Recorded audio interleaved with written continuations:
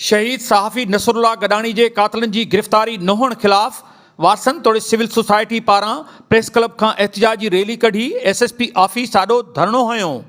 धरणे में civil society ऐं घण धुरिन पारां वॾे अंग में पिण शिरकत कई। धरणे में शरीक अॻवाननि पुलिस ख़िलाफ़ सख़्त नारेबाज़ी कई, खेसि मुतालबो कयो त जवाबदार गिरफ़्तार कया वञनि। उन मौके ते शहीद जे संदसि भाउ याकूब गडानी जो चवणु हो त 4 महीना गुज़रण बावजूद घोटकी पुलिस शहीद सहाफ़ी नसरुल्लाह गडानी के कातलन के गिरफ़्तार न पई करे।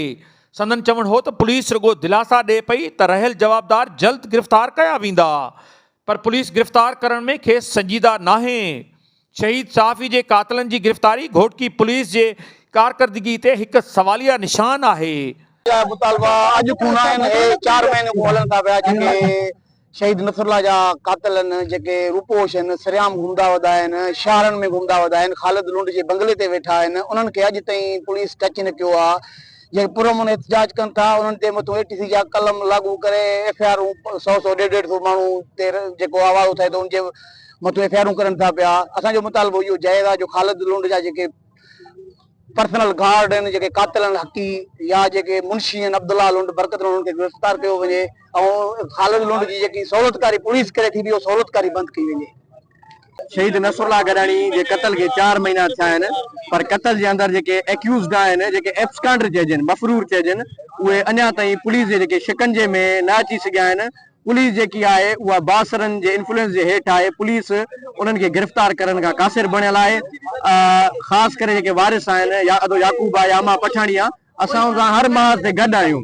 असां इहा ॻाल्हि कयूं था त असां पुरअमन आहियूं, असांजे हथनि में के हथियार कोन्हनि, असांजे हथनि में के बम कोन्हनि, असां पुरअमन आहियूं, असां वायलेंट न आहियूं। असां पंहिंजो कॉन्स्टिट्यूशनल राइट, पंहिंजो आइनी हक़, कानूनी हक़, अखलाक़ी हक़ के इस्तेमाल कंदे हिते मौजूद आहियूं ऐं इहा ई ॻाल्हि कयूं था त उनजा जेके शहीद नसरुल्लाह गडानी जेके कातिल आहिनि उनखे कानून जे कचहरे में आंदो वञे, उनखे हथकड़ी पहिरियों ऐं आख़िरी मुतालबो शहीद नसरुल्लाह गडानी जे कातिल जी गिरफ़्तारी पुरअमन सियासी जिदोजहद वसीले जेको एहतजाज कंदा रहिया आहियूं शहीद नसरुल्लाह गडानी जा कातिल गिरफ़्तार करे इक़्तिदार ताईं पहुचायो। उन ॾोह में हितां जे सियासी कारकुननि, क़ौमी कारकुननि मथां केस त दाख़िल कया था वञनि, गिरफ़्तार त कयो थो वञे, तशद्दुद त कयो थो वञे, पर शहीद नसरुल्लाह गडानी जे कातिलनि खे गिरफ़्तार नथो कयो वञे। हितां जे इंसाफ़ जी तक़ाज़ा इहा आहे। अॼु ॿीहर मुतालबो खणी SSP ऑफिस जे गेट ते पहुचायो त नसरुल्लाह गडानी जा कातिल गिरफ़्तार कयो।